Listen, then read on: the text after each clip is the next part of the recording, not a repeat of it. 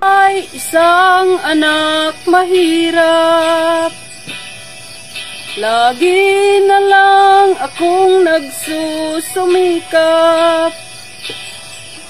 Ang buhay ko wala na namang bigas. Anong kakainin ko? Paano na ngayon ang hirap ng buhay to.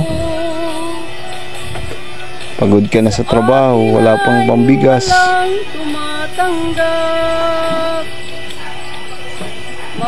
Gugutom na ako. Ang aking pinag-aralan, grade 1 lang ang inabot ko. Bahala na. No read, no write pa ako. Paano na ngayon ang buhay ko? Siguro mas okay kainin to. Isang kahig, isang tuka. Baka maibsan yung kalam ng sikmura ko. Pero hindi ko kaya. Ganyan kaming mga Hindi ko kayang kumain ng hollow blocks. Isang kahig, isang tuka. Kaya walang choice. Ganyan kami. Ikaw na lang nun eh. Siya ka na.